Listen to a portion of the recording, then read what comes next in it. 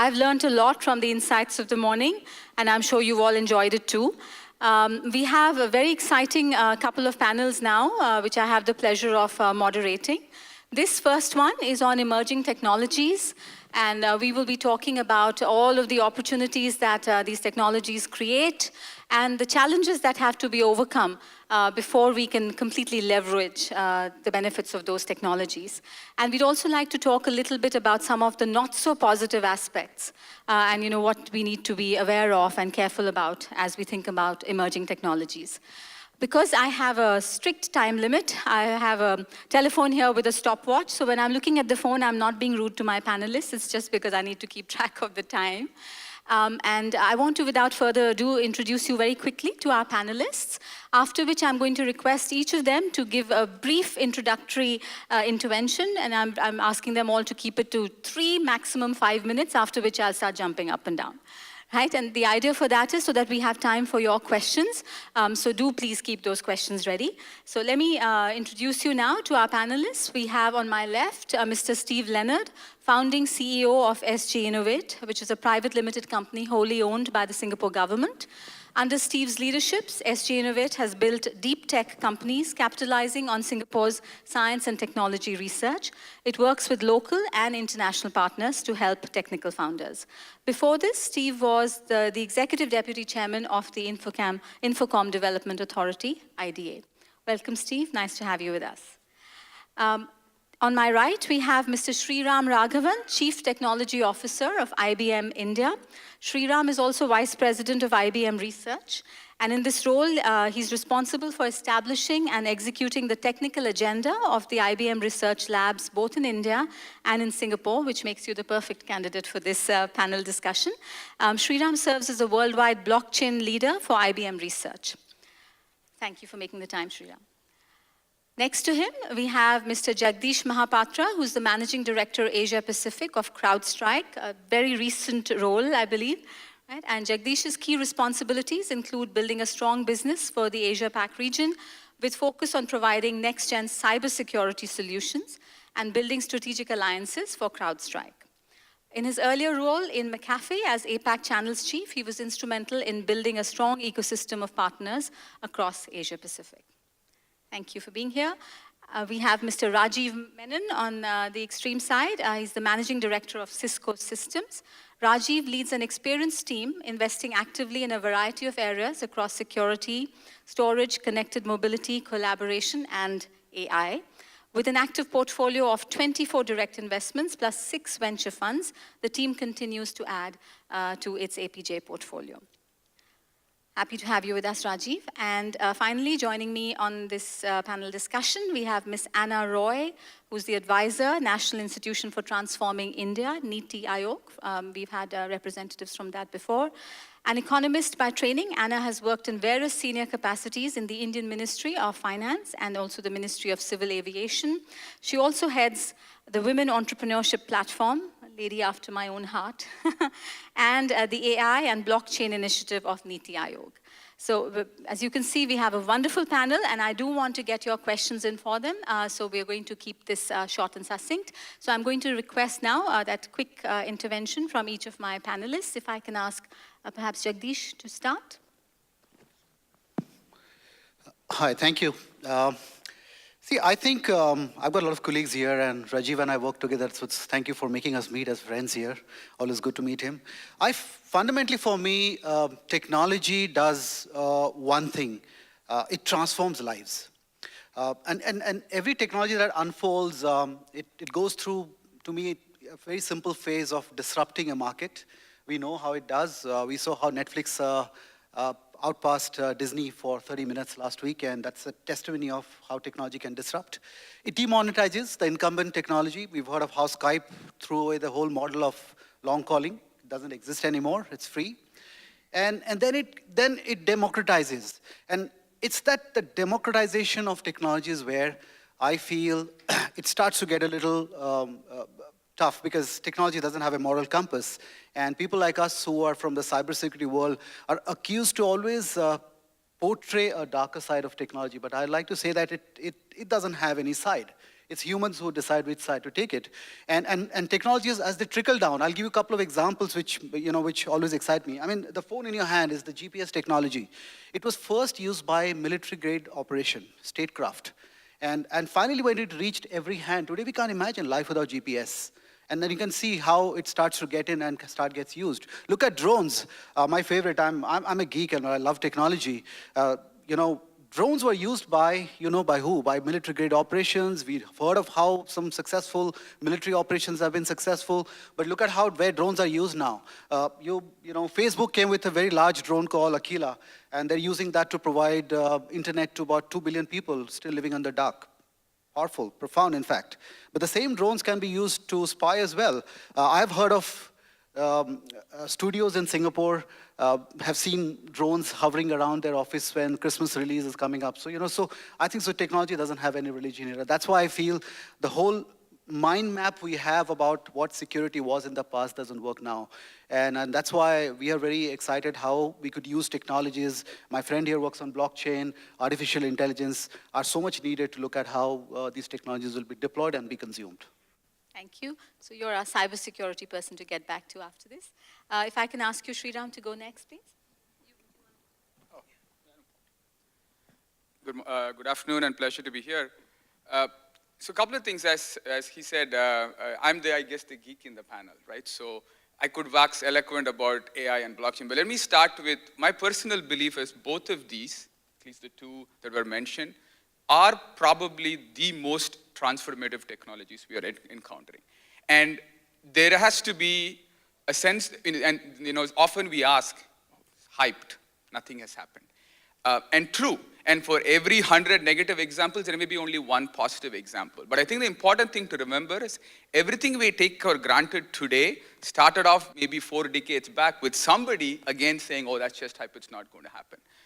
The reason why personally I believe, and a number of us share that perspective, that particularly AI and blockchain are particularly transformative, is they are not solving a point problem. It's not for one industry, it's not one use case, it's not a little scientific innovation. They are addressing two fundamental activities that I think economies and humans are doing today. First is data-driven decision making. However you think about it, whatever you do, you are doing data-driven decision making. In a digital world, you're going to continue to do data-driven decision making. And if you ask the question, what is the transformative technology that's going to let me exponentially scale the impact of data-driven decision making? That's AI. The second one, and we'll I hopefully talk about where AI is at now, where it will become, but my sort of summary is that the potential is not overhyped. Its readiness at this point of time may be overhyped, and that's worthy of discussion.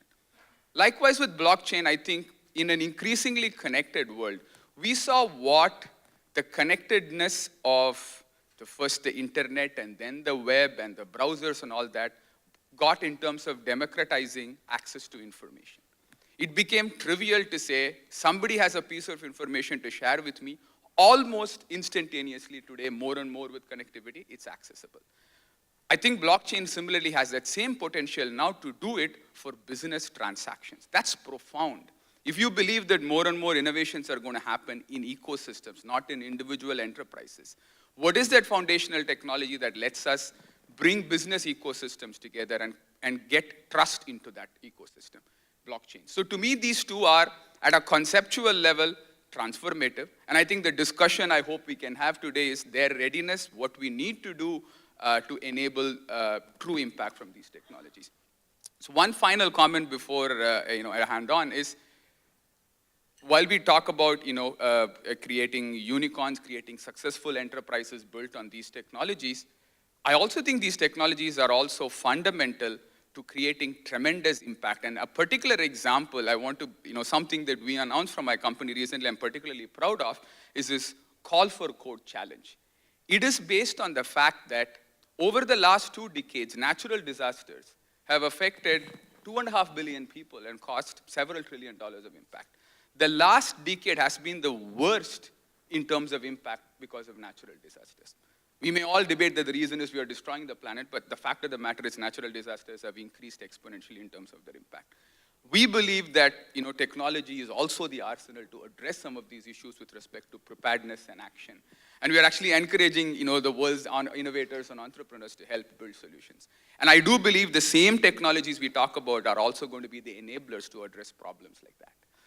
Hopefully we'll talk more. Thank you. So we'll come back to you on the hype around AI. On my left now, Steve, if I can ask you to go next. Sure. So I'm going to approach it from a slightly different perspective. Since I'm not with an organization that has household name recognition, I'm going to describe briefly what we do and why we do it. So roughly 2 years ago, I was working for Singapore government running the Technology and Telecommunications Agency, and we kept seeing amazing men and women doing amazing research, scientific research, and A-star and at the university level. And our frustration was, how do we encourage these ambitious and capable researchers to go and do something with that might be a positive impact on people's lives and on important and difficult problems? So we imagined and persuaded Singapore government to allow us to set up a private limited company with a single shareholder being the Ministry of Finance. What we do is spend all day, every day advocating for the entrepreneur. We are an equity investor. We work to help them find important customer, first, second, third customer relationships, and try and help as best we can in this ongoing battle for talent. So we've now got something like 17,000 people in our database. We've had 15,000 people at our place. We have 2 events a week in the evenings, and everybody that's interested is welcome. But what we do is talk about intellectually interesting topics. We have the future of genomics and gene editing. We talk about artificial intelligence and its impact on transportation. We had an event last night, what's the role of Singapore in aerospace engineering? Tonight at 6 p.m., we have an event about the future of health and the role of data and anonymity and privacy. And so we do that to try and bring interested parties together. We primarily want people from a science background who have the ambition and perhaps don't necessarily know how to express it or manifest it in the formation of a company, and we want to be useful to them. And so we very much look at an opportunity like today as being a bridge building, because many of the entrepreneurs and founders and organizations represented in this room, we would love to try and find a way to work with and be partners with, because we see these problems as humanity problems, not as Singapore nor India problems. So food and water and public safety and transportation and healthcare are our problems in the sense of all of our problems. And so what we'd like to do is see how to put Singapore in its own special way on the map. Our goal is not to compete with nor replicate any ecosystem. It's just to do the best job that we can do with the assets and talent that we have available to us. And we would like to see if there's things that we can do that are also useful to people in the larger world sense. So that's what we do and why we do it. And we'd love to see if there's ways that we can explore some of those together. And any questions that you'd like to explore during the course of our time. Thanks. Thank you. To those of us who are in Singapore, SG Innovate and all the wonderful work they're doing is something we all know very well. And we look forward to hearing more about that. Anna? Yeah. Thank you. Good afternoon. I come from Niti Aayog. It is the youngest institution to be a part of the government of India. It's the government's think tank, and in its 3 years, it has worked towards, as its name suggests, transforming India. Frontier technologies is one of the areas which plays a crucial role in transforming any economy, and I'm heading Frontier Technologies in Niti Aayog in addition to Women Entrepreneurship Platform. When we talk about technology, it is strange to have a government representative on a panel full of tech people and people like Steve who promote tech and entrepreneurs. Past couple of decades in the progress of Indian economy, it was said that when government is not there, that sector performs better. And the case of point was telecom. So one would wonder, why should government play a role at all in a frontier technology, which is all about innovation and promoting entrepreneurship. But I think it has a major role. First, to ensure that, it doesn't get kind of polarized. A few big shots do not lead the entire market. Also, on the adoption part, I think government, especially in countries like India, governments would play a very big role. Thirdly, I feel sectors like, finance and manufacturing, where a private motive will lead to adoption of frontier technologies. In other sectors where public goods have a primary role, there we cannot depend on the private motivation for the development of AI and deployment of AI. I think in those sectors like health, education, government would continue to play a role for fostering AI and adoption of AI. So government does have a big role, and Niti Aayog is working towards promoting and fostering all frontier technologies, including AI and blockchain. We are coming out with a national strategy paper, which should be kind of announced by our vice chairman this week or perhaps early next week, where we have touched upon various issues which could constrain, and we have suggested the frameworks also to address it. Then I think on women entrepreneurship, this is a platform which has been recently launched, where we are trying to kind of work as an aggregator instead of proposing a new scheme.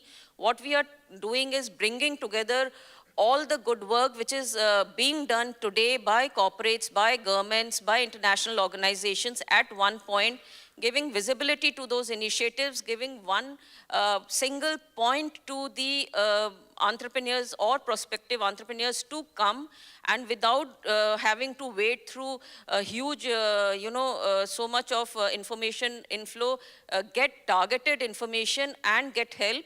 And as we go along, I'll speak about the platform later. Thank you. As our only policy maker on the panel, I'm sure there'll be lots of questions for you, so we'll certainly be coming back to you. Rajiv? Hey, thank you, Vinika. Hi, pleasure to be here back for InSpreneur 2. I was here for InSpreneur 1, and someone made the mistake of inviting me again to speak. So just first a correction on the title. I don't run Cisco Systems. I run the investments and M&A group at Cisco Systems. So thank you for the promotion, though, today, Vinika. Yeah, and like Steve said, I mean, Cisco is well known, but perhaps we are not as well understood, at least on this side of the house. So I'll spend a minute on just talking about a range of activities. I think what Cisco is very well known on this inorganic side for is our acquisition activity. We are one of the most acquisitive companies in history. We've bought more than 200 companies, 11 companies just in the last 16 months. But we're also very large investors in tech, one of the largest, actually, which is not necessarily that well known. So while buying 11 companies since January, February last year, we've deployed about $200 million of capital across 48 companies. So call it an average of 5, but that's really a range between $1 million check to a $20 million check. And again, those are not limits we put on ourselves. That's just what we have happened to have done in the last 15, 16 months. So just wanted to mention that on kind of who we are and what we do. We're co-investors with SG Innovate in the Jungle family of funds here. Vineet from Avishkar was on the panel earlier. We are very early investors in Avishkar's fund 2, I think, etc. So sort of bringing all of that together, so we're also very active investors in pretty much all the technologies that have been mentioned today. And so I certainly have views on the technologies, the types of companies, the types of activities that is sort of emerging in these emerging technologies across ASEAN, India. And as you referenced, Vinika, the good and the bad, because there are both sides. So I'll just say that for now. So thank you, first of all, for really keeping your introductory comments short. It's very nice, and I'm glad that happened as it did. So I'm now going to start off with one round of questions to our panelists, and then I want to hand it back to the audience immediately. So please keep your questions ready. And if I could request, the mics that have to go around for questions should also be kept ready. Okay, so Rajiv, since you were just talking about the investments that you've made, perhaps a little bit more about what are some of the trends that you've seen, and what are some of the things that worry you as you look at the investments in emerging technologies? Right. So, there are a number of things, but in the context of the panel and keeping it brief, I'll highlight just a couple of things. So I guess maybe I'll take AI because it's just come up so many times and maybe it's an easy one to pick on. Frankly, in the last, I'd say 12 to 18 months, I've met, the most number of startups I've met are in either IoT or AI. And now quickly happening to be blockchain, but we've not been that active there. So, and it's unfortunately almost become maybe entrepreneurs feel like a necessary thing to mention in a deck that they're using AI. And without exaggeration, one of my first questions always when they say we're using AI and all of that is what differentiates you? And without exaggeration, in 100% of the cases, the answer back has been our algorithms, which haven't been invented. I mean, the algos have existed for 30, 40 years. So initially I was confused, but when I got over that and I would ask like, what do you mean your algorithms? Again, without exaggeration, in 9 out of 10 cases, then they start talking about what they're doing and there's nothing differentiating their algorithms.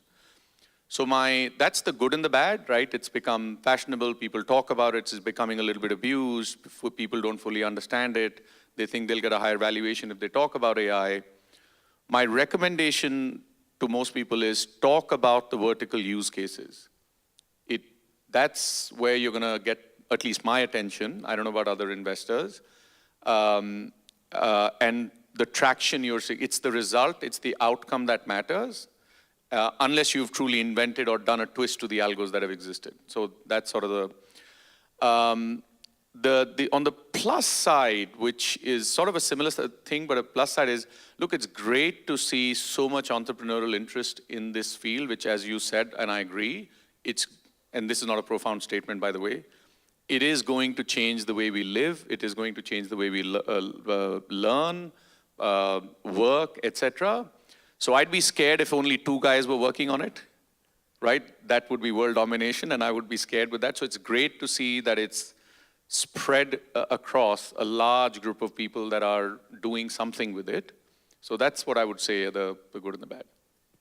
I know, Sriram, this is something you feel strongly about also, the whole hype about the transformative impact of AI, etc. So what are your views in terms of the maturity of the technology and what are the challenges and where will it really be adopted quickly and with some transformative impact? So thank you, and I think Rajiv said it well. Just reiterating what I said, the potential is not overhyped. Now, I think there's 2 reasons to. I'm going to ignore the incentives behind throwing the AI sprinkle dust to get valuation. But if you step back and look at the maturity of the technology, why is there so much excitement now? There's so much excitement now because we are seeing in our daily lives, primarily in our consumer lives, that narrow AI works. And what do I mean by narrow AI? When the problem is well defined enough and you have massive amounts of data, as the big AI consumer companies do, the 2 or 3 of them, it does get to human level and sometimes surpass human level capabilities. That is what is driving the excitement. But where we are, and that is where maybe the initial value creation is. But I think the transformative impact that I believe in, clearly Rajiv believes in, many of us believe in, is going to come when we sort of technologically and in the enterprises move from narrow AI to what, for lack of better word, broad AI. What does that mean? It means that you are able to work when you don't necessarily have billions of images or hundreds of billions of user clicks. And technologies exist, and I think that's where the innovation and the entrepreneurship must sometimes focus on. Because you're not going to always have, we always say we have tons of data, but for that use case where you're trying to drive value, you may not always have. So what are those technologies, innovations that let me still get that kind of human level performance in smaller amounts of data? There's innovation happening, that's broad AI. Other example, I goes back, and I want to pick on a word that Jagdish mentioned, democratization. Today, AI is still too much of a specialist black art because the tools for doing AI are like the tools there were for writing programs 50 years ago. if you were a geek, you would say, I'm programming in assembly, which means that, it's available only to a few people. The few other people want to do AI, sort of copy it and try to think that it works. I think we are in the process of maturing the tools so that AI is accessible to a much larger developer population. And then the developer population doesn't have to worry about doing AI. They can focus on the value, the use case, what do they bring. The tools are available for them to do effectively. I think we are in that journey. I do believe we will get there. And then I think the transformative impact of AI is going to be seen. The last comment I wanted to make particularly on AI is, I think the real value of AI opens up when you start embedding AI in the business processes. It's not solving a problem, but it is embedding AI in your business process to drive better efficiency, better customer experience, operational and so on. And I think companies everywhere are starting to think about it. We are not yet there in the maturity of the organizational processes to embed AI. So if we are sort of boiled down where we are at the cusp of 3 transformations, working necessarily even when I don't have billions of data, whatever that is that I'm working on, working with better tools, and then the businesses and the leaders in the business understanding how to embed AI into process. I think as we see this, you will definitely see the impact scale. So I think just moving on to something a little bit different, the other side of technology. And Jagdish, you're a specialist in the one aspect of technology that is most worrisome to most of us. As the only probably completely non-geek person on the panel, I worry about that a lot. So tell us maybe what are some of the recent breaches that you've come across? What are some of the trends in that area? And what should we be worried about next in terms of cybersecurity? Yeah, just taking a step back, I was fortunate to build some of the most elaborate statewide area networks in India, out of probably half of them in my earlier organization, and we secured them as well. And then look at today what's happening. When you access your Aadhaar services, you're not using your computer to do that. Half of India does that through this device in my pocket, which, by the way, has a dependency of an app. So even if you secured the data center, you secured the infrastructure, you haven't secured the app. And you know what happened out there. So I think some of the mental maps of what security was 10 years back is completely thrown out. Now, I've got my friend here who can probably correct me. 18 months back, something very historic happened, according to me, and you can correct me, Sriram.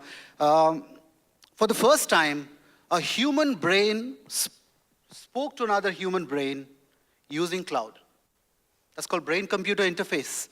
Now, I'm just imagining, I'm a big movie fan as well. Just imagine 10 years from now, I could actually, so using brain-computer interface, a bot could actually do things, because you're now short-circuiting the neural network, to do things that was not physically possible. This is transformative. This is going to change how health is going to look like. Just imagine, if I could now hack into a system, I could make a human being do against what his brain is telling him. That's scary. The reason I'm trying to portray this is we've been living under certain assumptions of security which are not valid anymore. And I think that's the part we have to start recognize, right? The way we are consuming these technologies, just that doesn't work. How many times are we passing through our regular firewall or regular setup? Not at all. So I think that's why it's happening. So one of the breaches that happened last year, which is an epidemic, was WannaCry. Has anybody heard of WannaCry?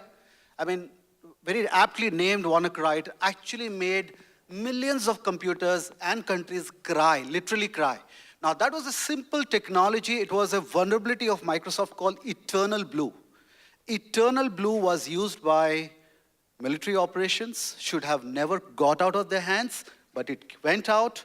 As I said, democratization of technology gets in the hand of someone like me who doesn't even understand technology as much. Use that, you can buy it off the shelf, and then you bring down all the computers. That's the world we're dealing with. So the way we're looking at these things, we just got to change. So assuming that that part is taken care of by people like Jagdish, if we move back to, again, some of the positives. So Steve, one of the things that was talked about earlier in today's discussions was about this whole leapfrog effect that comes from having these technologies, AI, all the others that we've spoken about, that will sort of help developing nations leapfrog, some of the other less efficient technologies perhaps, and they're able to then catch up and reduce the inequalities between the developed and the developing world. I know that's something that you've spoken about, so a little bit on that.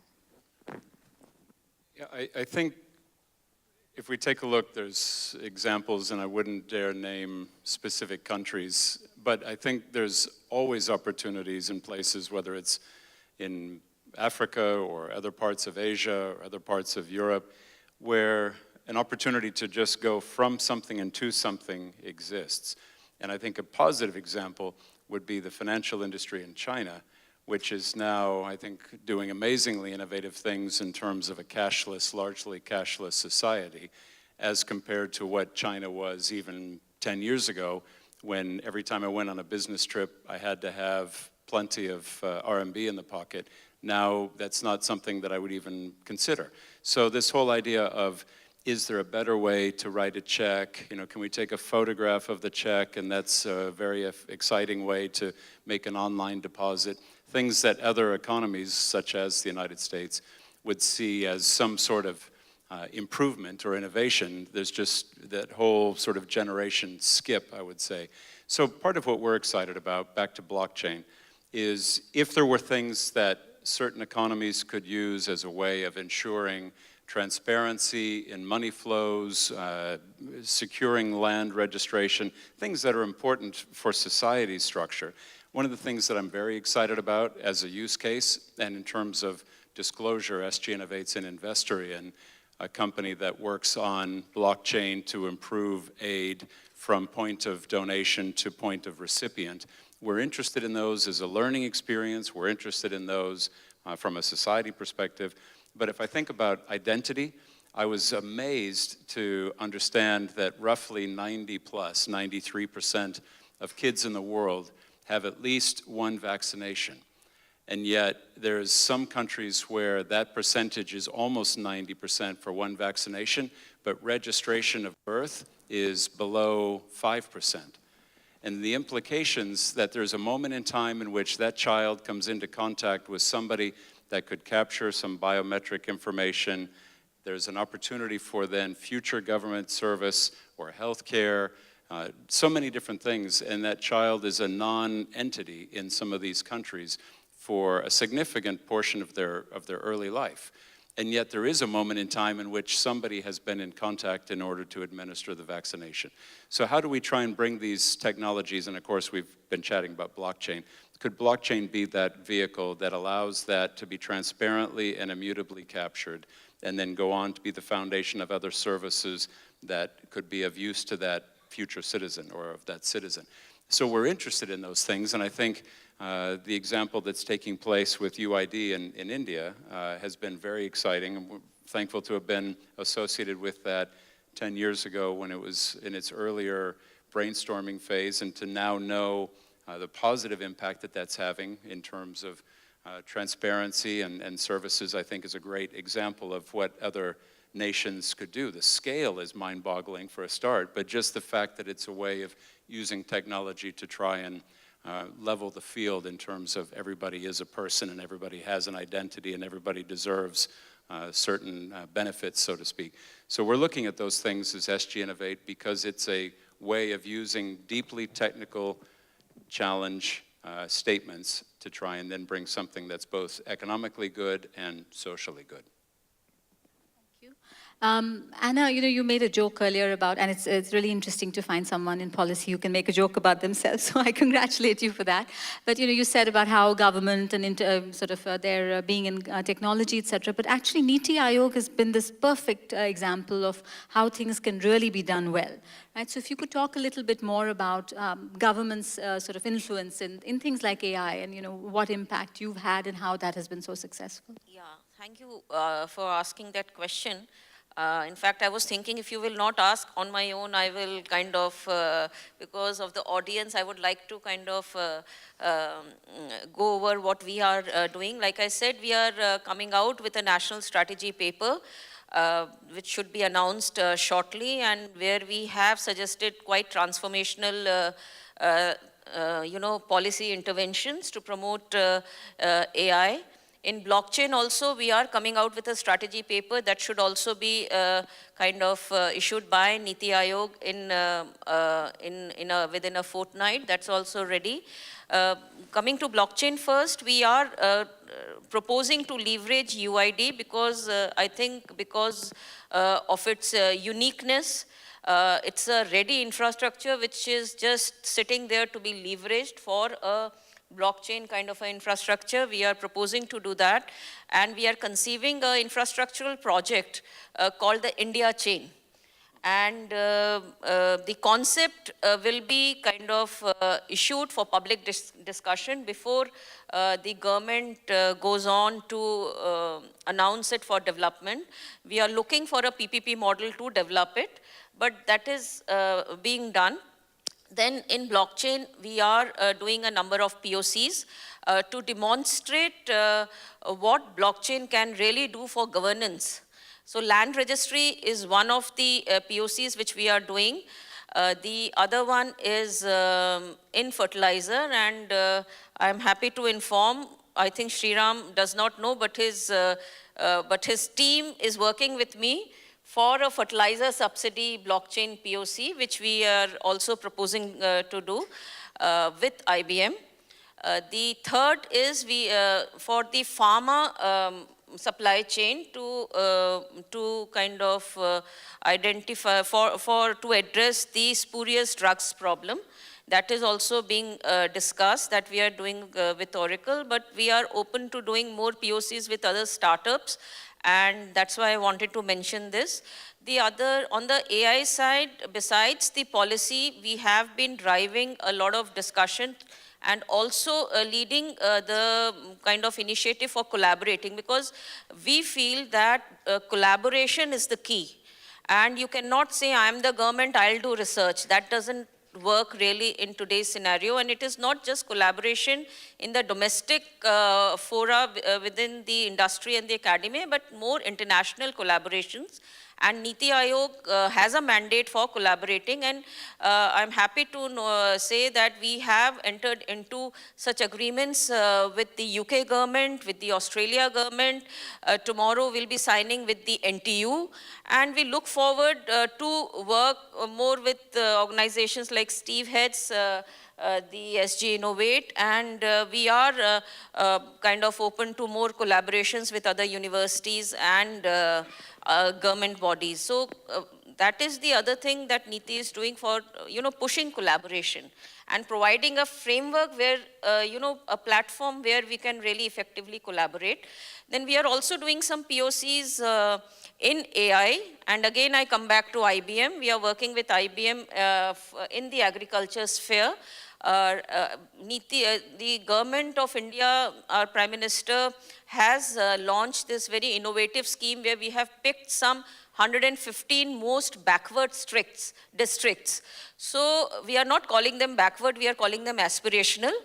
And in these districts, we are trying to kind of, lift up some of the very crucial indicators in health, education, agri, financial inclusion.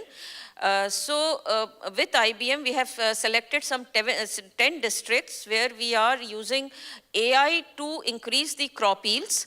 While the pilot has already started, but the real work, I think, will get done for the cropping season, which begins in December. By that time, I think we'll have everything in place. We are training data. We are getting the best data available. So that is very exciting. Then the other thing, in the health sector, we are trying to, demonstrate how AI can help address issues relating to access, scarcity of personnel, professionals, and similarly other such barriers in such districts. So that is, there we are discussing with various startups and looking at, tools, validated tools which can be rolled out. So these are some of the things which we are doing that is leading the way to show how, how government will kind of either through challenges can help lead to innovation in crucial areas, also adoption, and that will give the market for more people to come in, and also, democratization. That is another thing which we are doing. Data is, while Sriram was saying, I'm not at least aware of it, that you can today do the algorithm without the data, but if you can't do, then what we are trying to see is how to democratize data. And we are looking towards, democratizing more and more data. Niti Aayog has announced this initiative of National Data Analytics Portal, which is a beginning. In phase 1, it will consolidate all the data which are lying in silos and dormant data all over the, in various government departments. We are trying to consolidate it. In phase 2, we would try to have more training data sets available, not only from government, but from other sources as well. So that initiative Niti has started to take up. So data is another area where we are working on. Perfect. Okay, so lots of scope for collaboration. I hope you have some very useful, interaction after this. Okay, so we're ready for questions from the audience. We have about 12 to 15 minutes. I'm going to request that you keep your questions down to one long sentence maximum, so we have longer answers than questions. Okay, we have some questions here. If we can quickly get a mic to the gentleman here. Oh, I think somebody already has a mic. Sorry, why don't you go first? Yeah. I wanted to ask, why is India not offering its own ICO riding on the BHIM app? Could you come in, please? Yeah, UAE government has launched its own ICO, and crypto has got a good future. That's what we all believe. Why can't India ride on an ICO for the government itself? And BHIM becoming very popular, the BHIM app? Some things are within the regulatory purview, and I would not hazard a reply on that because our regulator has expressed some opinion. So on some things, we tend to kind of follow the lead given by the regulator. So this is one area where I would not like to comment. Does anyone else have a view? I guess this is more a policy question, so right? Yes, go. Hi, this is Atul Patel, local startup in the blockchain space. So Steve, question, just a general question about what Dubai is being mentioned in very high regard with respect to blockchain and how government is using blockchain. And Singapore has a great place to up the ante, if you will, in that space, and given that you're owned by government, to be recognized globally as the leader of blockchain in the government space. So it somehow feels that Dubai is number one, and we are probably not there. I'm not sure where India is as well, but it's 1, 2, 3 is Dubai. So I think either they've done good publicity or they're doing good work. So just wanted some perspective from Singapore's standpoint. Okay, one of the great things about being an SG Innovate is I'm a private limited company, fully funded by Singapore government. I am not a Singapore government spokesperson. What I would say as a general statement is my friends and teammates in GovTech, which is the government technology agency, are working hard on a range of different use cases in blockchain. So I think the scenario is not that anyone doubts the power, the potential of what blockchain might represent, but there's a whole range of questions to be thought through. Private blockchain, public blockchain, when we get into public, what's the consensus mechanism? How do we think about speed of transaction? And so it's not as easy for us to be excited about blockchain and say, let's go implement blockchain, as much as there are many different discussions. So I think what I would say, knowing what I know, there are exciting opportunities that I think Singapore government will be making more and more announcements and taking more and more actions. But on the entrepreneurial side, we're excited about more what the entrepreneurs can do in thinking about ways to bring additional use cases and opportunities and getting people excited, because I think at the moment blockchain is wrongly linked inextricably to cryptocurrency.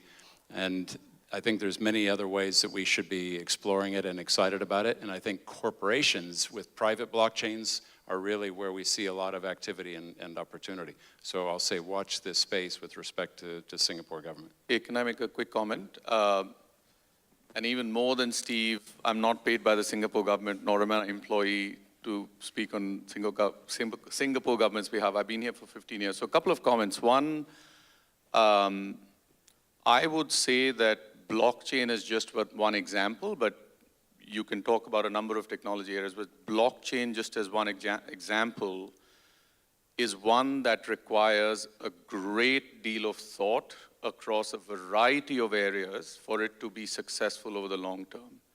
I think it's easy to get excited, and I'm not commenting on Dubai having done a good job or not. I don't know all the details, but it is easy to get excited. And my personal experience of Singapore and the Singapore government is that it tends to do things with deep thought, and again, in my personal experience, does pretty much everything really well once it decides to go after something. And there's examples and examples of that in Singapore. So I think this is a very long-term game. Blockchain has the potential, like AI, to fundamentally change how we transact with each other over the next century. And I don't think this is a 6-month or a year. Sure, countries, companies will appear to be number 1 versus number 3 versus number 10. But I have no doubt that in the coming years, you're going to see some very exciting things come up here. Just to add to that, and I agree with Rajiv, and I think this is another area where I believe in the context of something like InSpreneur, I think governments can learn from each other, because I don't think we have quite, or nobody has quite figured out what is the appropriate policy regulatory framework. It's not about the technology, right? In many cases, since blockchain is essentially about bringing multiple organizations together, you immediately ask the question, what are the laws governing what it is that they are required to do? The technology can say, this is an immutable digital record, but if the laws of the land do not accept that in the court of law, then the technology innovation is irrelevant. So I believe this is an area where it's not just the technology. Countries have the opportunity to leapfrog by having made the most appropriate policy decision. And I don't think anybody knows the right answer, so why not learn from each other and have a dialogue? And I think it's a very appropriate discussion, particularly in the context of this forum. Thank you. Any other questions? And I feel bad for neglecting this part of the room, so please, if you have questions, raise your hands, and we'd love to hear from you. Yes, right there at the back. And if anyone else has a question, if you can raise your hand so we can get the mics to you as the first gentleman is speaking. Good afternoon. I'm here. Oh, sure. Question to Steve. We hear a lot of new technologies, AI, and few newer technologies are coming, and there is a big skill gap. And there is a manpower shortage. It's nice, there are a lot of initiatives being done by government, bringing some new schemes like Adapt and Grow, and NTU is reskilling people in AI.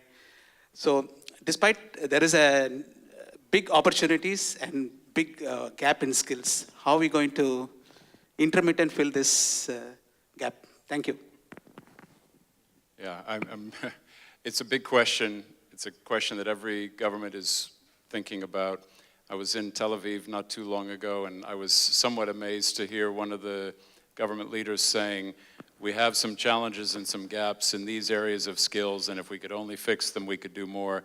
Whereas to an outsider like me, I had the perception that Israel was able to move quickly in these areas. So everybody's thinking about it.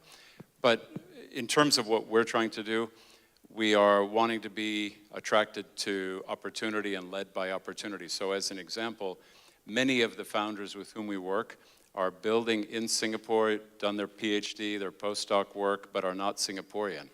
And so, in fact, more than 60% of the founders that we have funded and with whom we work are Indian nationals that are living and working in Singapore. So now the question is, how can we continue to build models that are appropriate for those businesses? Some have skills here and some have skills in other markets in order to try and leverage companies. Not everybody can be in one place. Also, we have been able to bring in talent from Europe, from North America, from different countries. So we're very thankful to be able to straddle private and public.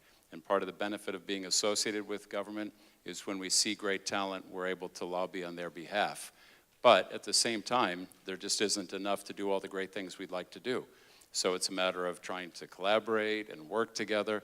So I wouldn't pretend to have an answer other than we worry about it every day, we work on it every day, and we're trying to think of new ideas every day, including a breakfast meeting we had this morning with a delegation hosted by the ambassador of Mexico to Singapore, with a number of visiting delegates, and we're seeing if we can attract talent from Mexico. So talent is short everywhere for some of the things that we're all talking about here today. AI, for example, there's nowhere that would say we've got it covered. Even China, which is doing amazing things, would argue that they're seeing massive salary inflation because of such a shortage relative to the demand. We have time for one last question, perhaps two, if we can keep the questions short. Yes, please, go ahead. Hello. Yeah. Hi, my name is Rohit, and I run a startup here called Transcelestial. My question, so we have discussed a lot of frontier technologies here, AI, blockchain, medtech, and what's interesting is that in the next 5 years, all these technologies are going to lead to at least a 5x growth in data needs, and that puts a lot of stress on communication. Indian government is putting the underlying initiative as Digital India and the BharatNet initiative. So I want to understand first from Ms. Anna as to how Niti Aayog is plugging into that initiative and bringing that as forward, and also from Rajiv on how from the private side, Cisco is helping with the BharatNet and Digital India campaigns. So just to understand the question, you want to understand how Niti is supporting the Digital India? Yes. Okay. Is that the question? Okay, so Digital India includes a whole lot of stuff, that is infrastructure, access, also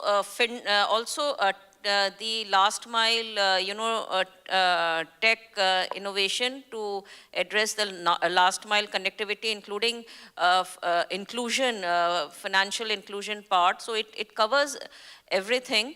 The main ministry for that, for implementation, is the Ministry of Electronics and IT. But Niti Aayog, on being the think tank, it comes up with new policies. So just to give an example, when digital payment, became though it was being supported, but post demonetization, when there was a focus on digital payment, then Niti Aayog kind of initiated a drive to not only promote digital payment on the ground through schemes like, something which was not called a lottery scheme, but was something like that, where if you do a digital transaction and your transaction code gets selected through the machine, you get a reward. That kind of a scheme was there. Then we organized what was called Digidhan Mela, like fairs. And we organized them in 100 cities in 100 days to create an awareness. We launched a scheme which was called Moving Towards Cashless Townships, where we identified the townships of major companies, public sector as well as private sector companies, and made arrangements where primarily, they moved to being less cash. Also, we came up with a series of recommendations to promote digital payment. So being a think tank, that is its role. And we also came up with certain other schemes for giving cash rewards and, also giving, also subscribing to some of the cost of the vendors in order to promote digital. Similarly, now what Niti is doing is this next level. Now India's stack is very much in position. We have over billion Aadhaar, we have over billion mobile phones, we have digital locker facilities being offered, and we have the eKYC. So now Niti is looking at this next level of financial, of fintech, and how to leverage the India stack to take the financial inclusion to the last mile, how to use technology to bridge that gap. As far as connectivity is concerned, that's more of an infrastructure thing, which is done by the Department of Telecom, but wherever a policy intervention comes up there, then Niti drives it. I hope I answered your question.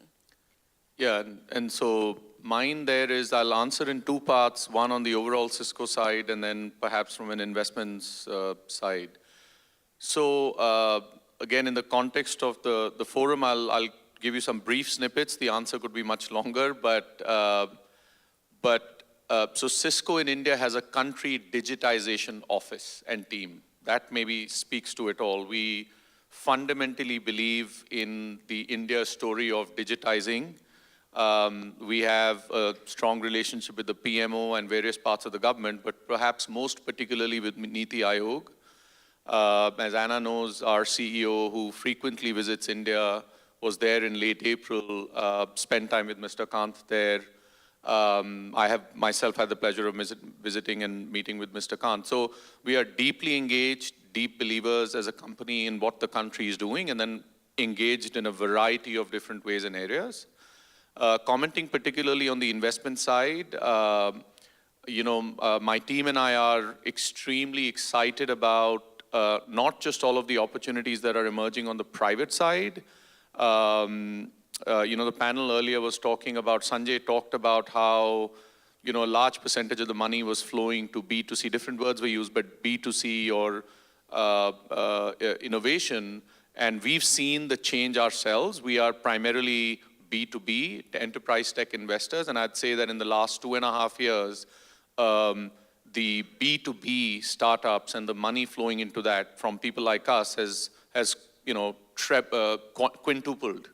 And that's very, very exciting for us to see. So out of all of the areas that we are looking to invest in India or already invested in, I can tell you that the India stack and the digitization is one bucket in and of itself that we are looking at. And again, I don't think I'm making a profound statement that there's going to be a variety of startups and successful startups and business models and businesses that will emerge out of that vision. Fintech is probably has been the most active, but there are like big data, analytics, a variety of things that are going to spawn. So that is actually a stand-alone stack for us that we are looking at across all of the opportunities that will come out of there. So hopefully that answers your question. Okay, I'm afraid we're out of time now. So if you have other questions, perhaps you can take it over the break. I'm going to request a loud round of applause for our panelists for some very insightful comments. Thank you so much for being with us today. At INSEAD, we have a rule when we have executives like you attending courses, that we don't keep bums on seats for longer than 45 minutes. You've been very patient for 1 hour. So even though we are behind schedule, I'm going to say maybe we can break for a 10-minute coffee break, but do come back at 3:10. Thank you so much. By all means. All right. So I'm going to make a sales pitch for Women Entrepreneurship Platform. We have the diaspora here. We would like to collaborate with the diaspora. It's basically provides a platform for you to come and collaborate with Niti Aayog and offer your services to prospective and existing women entrepreneurs. Help them join the value chain, help them get skilling, and help them with various other, internship or other offers which you can provide. So please visit our website, wep.gov.in, and I request you, the diaspora, to come and work with Niti Aayog promoting women entrepreneurship. Thank you. Jayesh, that was an answer to your question, by the way. Thank you